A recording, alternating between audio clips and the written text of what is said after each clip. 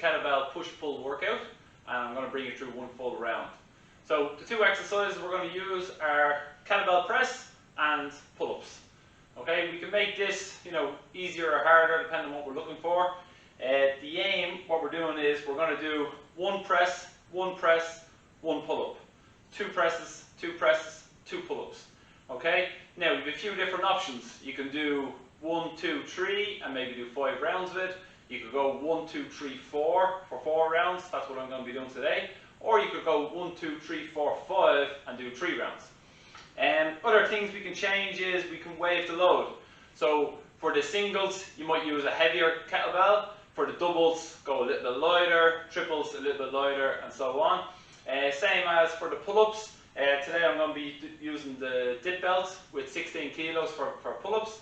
But again, you can do bodyweight pull-ups, or for the 1 or 2 reps you might use a weight, and for the later reps just use bodyweight. Or you can also waive the load. You could start off with a heavy kettlebell tied around you and go lighter each round.